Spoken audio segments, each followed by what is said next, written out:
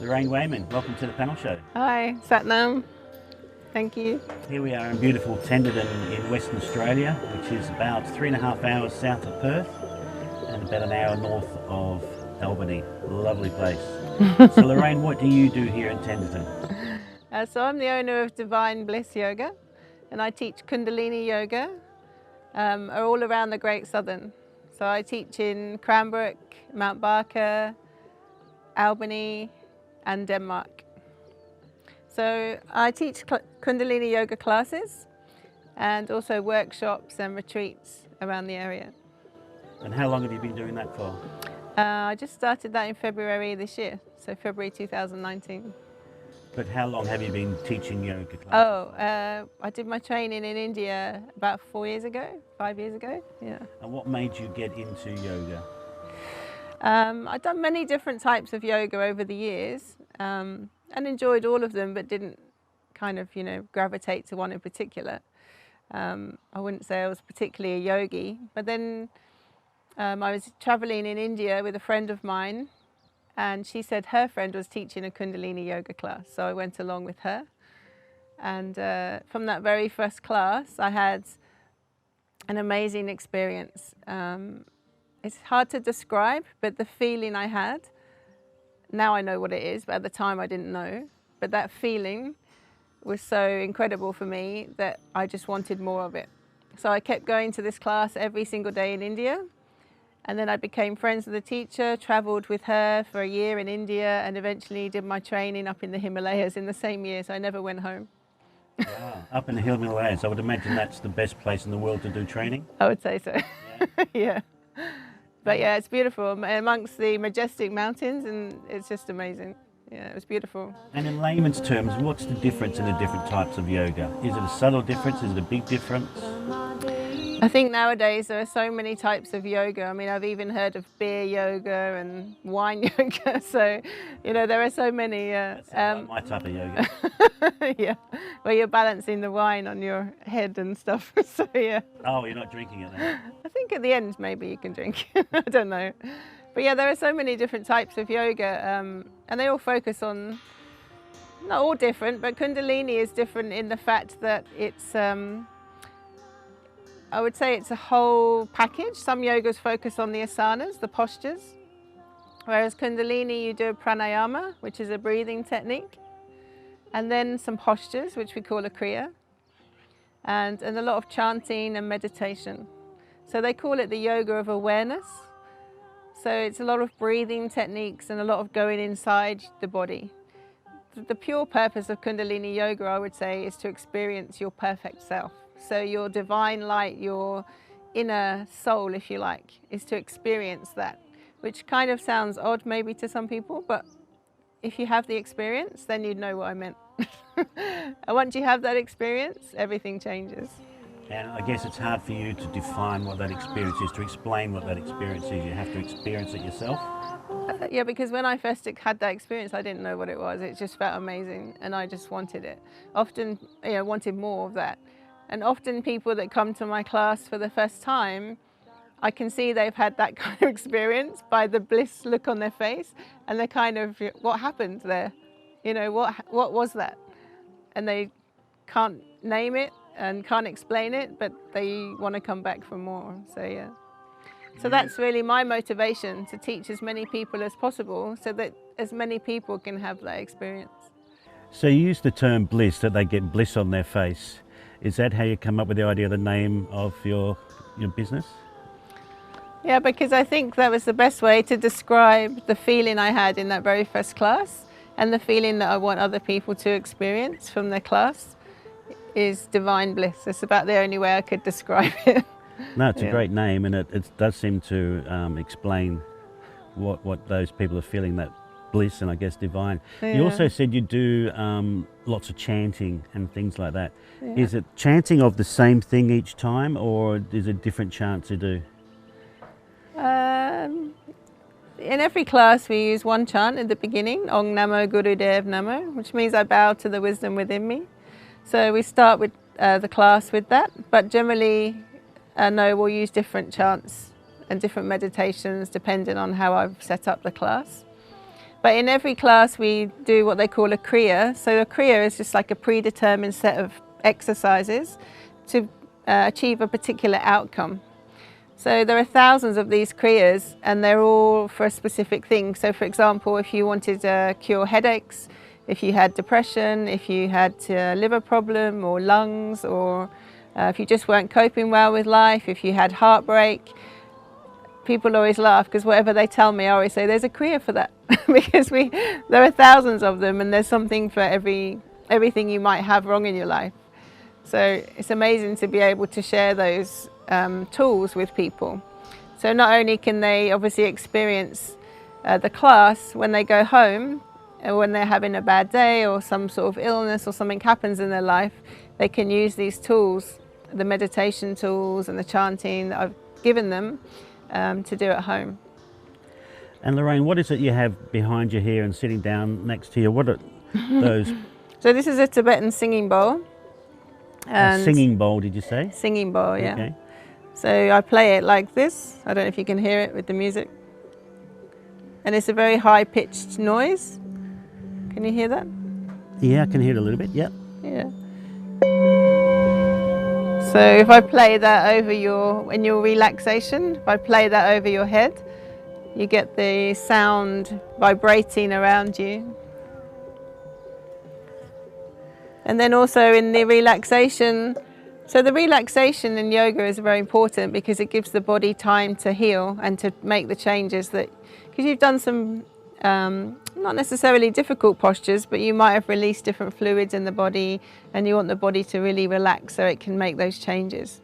So that's why we tend to use sounds, the singing bowl and also the gong in the relaxation. Because it's said that the gong, the sound of the gong vibrates through the body. So if you listen to a gong for more than 30 seconds, the mind is unable to keep distracting you. Right. Yeah, so the body then can relax in a more deeper state if the mind isn't taking you to all these different places. So the mind is still enabling you to go deeper. So and for those of you who like science, there's scientific proof. They show the blood of people that before a gong bath, and all the cells are stuck together, and then they show 30 minutes of gong bath, a gong relaxation, and then they show all the blood cells floating around freely and the changes in the body that have occurred. Wow. Yeah. I've done transcendental meditation, and in that it was one chant. You actually get your mantra and you keep that one mantra for life. Okay. And you chant that anytime you want to chant it on your own. And you typically do it for about 20 minutes. I must admit I don't do it too often, but I should. But that was all about the same thing, resting the mind, so the mind doesn't get distracted. Yeah. You're just doing that mantra, and it brings the mind down and rests. Absolutely. So one of the purpose of mantra, and we add it to our breathing all the way through the class, is to help keep the mind focused. So what we want to do is try and keep the mind in a neutral position and not let it take you to the past, you know, thinking about what happened this morning or yesterday or last week, because it's finished. And the mind, if it doesn't take you to the past, will want to take you to the future. So what am I going to do when I finish my class, you know? So it's really about trying to keep yourself focused. And if you're chanting a mantra continuously, mentally chanting that through the class, it's going to help with that situation. So did you say you don't want your mind to go back to the past, but you do want your mind to go to the future, about what you do after the class? No, you don't want to either. You want to stay in the moment. Yes, yeah, okay. in the moment. Just completely focused on what you're doing at that particular time. And if you're chanting a mantra and using a breathing technique, because you're concentrating so much on those things, it's very difficult for the mind to take you to the past or future. Yeah. And typically how long does a class last for? 90 minutes. 90 minutes. Yeah. And do people sign up to do X amount of classes, or you just come and keep going and I offer them to be able to just drop in because, you know, life gets in the way. Sometimes people can't make a class every week, but most people come every week, and they say it's the chance for them to really totally relax in that 90 minutes in the whole week. And what sort of people do you get to your classes? Male, female, young, old? Everything. I mean, I think one of the amazing things about Kundalini Yoga as well is that it's open to anybody, any age, any physical ability. you know, total beginners or experienced people. One of my clients is 80 something, and they do most of the class on a chair. Okay. And then I also have, you know, younger students, 20s, obviously a bit more physically capable. So yeah, anybody, it's just about, like everything in life, is about doing your best. It's not about, because I say do it 100 times, you don't have to. It's about doing however many you can do. Yeah. And then really being in touch with your body, and, you know, if it doesn't feel good for you or it feels like you've done enough, then you just stop. Okay. You know, it's really about taking back your power and being, yeah, as I say, in touch about what's going on for you. So obviously something like this is not a job for you, this is a passion. Absolutely, I do what I love. Yeah. And so how did that passion come about? Why are you so passionate about yoga? Particularly Kundalini Yoga, as I said, because of this feeling that I had. It's like nothing I'd ever experienced before. I'd done many types of yoga over the years and nothing affected me as much as this very first class. And I just want to share that experience with other people. And I think the role of Kundalini Yoga is the more you practice it, you will begin to change. Your perspective on life begins to change. And that might be in a small way. So for example, you might start to be attracted to more healthy foods, or you might, you know, think, oh, maybe I don't want that coffee today. People have said that to me, just small things like that at first. And then other people, I've had lots of students, probably more than I could mention, that have come to me and said, oh, you know, I've left my relationship, or I've changed my job, or I've moved house, you know, the big things in life. Yeah. And that'll happen quickly to them. It's interesting you said about the food, how you might start to eat healthier. I mean, I noticed that you eat healthy. And was that a result of the yoga, or did you a healthy eater to start with? I think I've always been quite conscious. I ended up in hospital a few years ago with a gallbladder infection. And when I came out from that operation, I started drinking green juices and started going on a healthy diet route. So prior to that, I was quite healthy. But I think the yoga certainly keeps you on that path. Yeah. You don't feel so great about yourself when you're stuffing junk food in your face, you know, so I think it does help for sure. And if you went and ate some junk food now, we won't name any names, but if you went and had a burger or a chicken or something like that, would it make you feel sick? I don't eat meat, so I wouldn't either. I don't know whether to use an example now. A donut maybe? Okay, donut, yes. Yes, and it still happens to me, you know, I'm not some pure yogi. The other day I had, without naming names, a candy bar. And it was amazing. I couldn't believe how amazing it tasted. And I thought, wow, I should eat this more often. And then within an hour, I was really regretting it and feeling really ill. Yeah. Yeah. So I think it's not the in the moment time, it's afterwards that I feel ill. Yeah. Yeah. Well, I guess it's a good thing that your body's saying stop eating that. Yeah, absolutely. And so what's your passion outside of yoga? Food, I guess, healthy eating. So I try and encourage people to make healthy choices, because I think it's all the part of the package. When you do yoga, you feel better about life, you're transforming yourself, and keeping this body that we inhabit healthy is a good way to feel better about life in any way. Yeah. And keeping it fit and keeping it filled with nutritious food and drink. And I'm hoping to launch soon an online 10-day cleanse program, because I think it's really important that we cleanse the body on a regular basis, and by doing that we can heal. Yeah, I mean, I've had some remarkable results with my own body from doing cleanses and seeing things heal really quickly. So that cleanse, it's some form of liquid or something you take to clean your body out? Is that what it is? Basically just making green smoothies from different recipes, variations of fruit and vegetables, and just doing that for 10 days. But then I also add meditations and yoga postures that will help with that. So your outcome would be, normally people lose between 10 and 15 pounds in weight in 10 days, which is quite good. And just feeling healthier and giving your body that rest time, enabling it to heal. So if there's anything going on inside, we can't see what's going on inside. Yeah. You know, if there are any cells that are starting to mutate or things that are going wrong, by giving our body that time to rest and not having to digest, it can do its work by healing. All the time you keep eating and eating and eating, the body spends all of its energy digesting that food. Even if it's healthy food, it's a lot of digesting goes on. So what about the opposite? And I've heard people talk about, even within the last couple of days, fasting. Do you support fasting? I mean, I know there's different types. Some people fast for many days. Some people fast for just certain hours during the day and that sort of thing. Is that part of... Yeah, I mean, I'm certainly an advocate for sort of water fasts some people have done, or dry fasts. I think it's something you can maybe build up to. You know, I wouldn't probably advocate going on a 10-day water fast if you haven't done it before. Yeah. And obviously doing it in an environment where it's supported. If you're in a busy lifestyle, working long hours with a family, probably not so easy for you. But yeah, I think any kind of fasting is going to be nice rest for the body to get away from that digestion phase. But with my program, I tend to offer people different levels. So in the beginning, you could just add a green smoothie and keep your diet exactly as it is, which is pretty easy to do that, you know. Yeah. But that's a really good start, introducing you to that food and just keeping everything the same.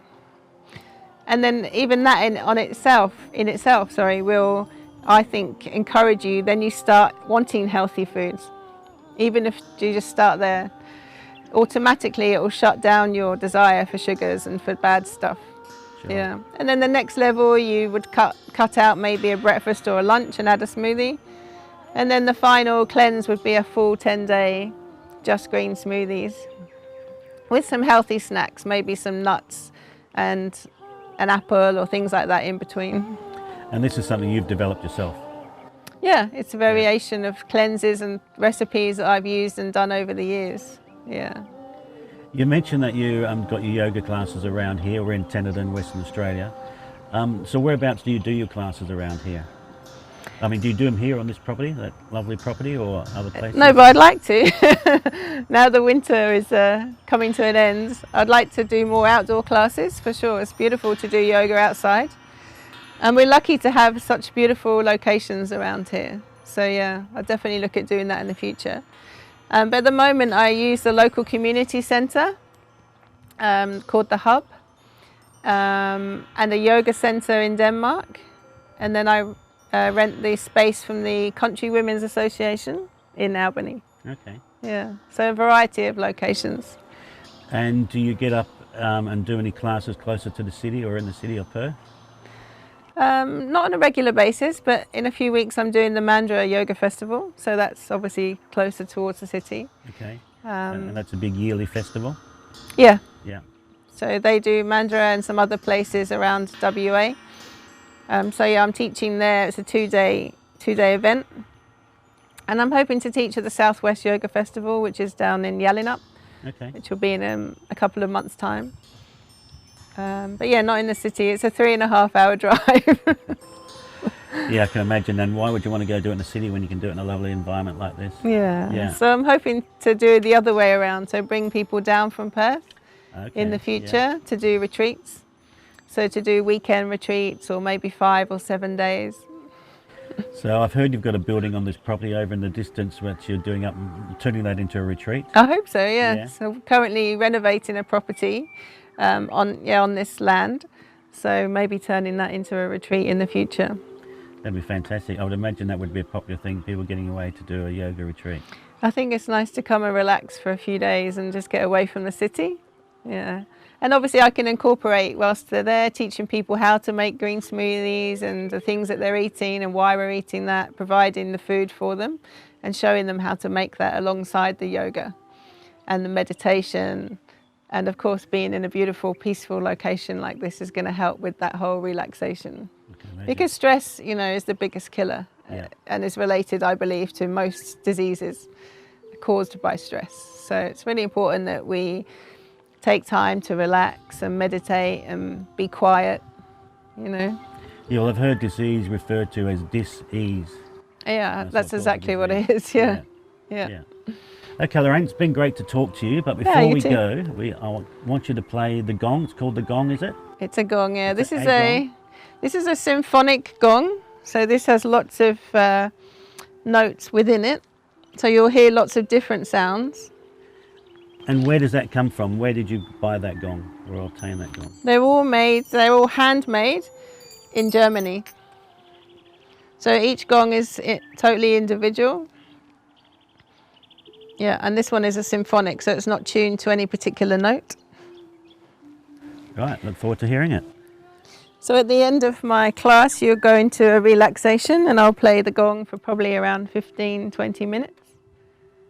And, you know, the idea, as I said, is to try and get into that relaxation space where your mind is, where you're not asleep. Some people fall asleep. A lot of people fall asleep. But the idea is to get into that space of where you're not kind of awake and you're not asleep. So you're just in that total relaxation, in bliss. In bliss. Yeah. Okay. All right.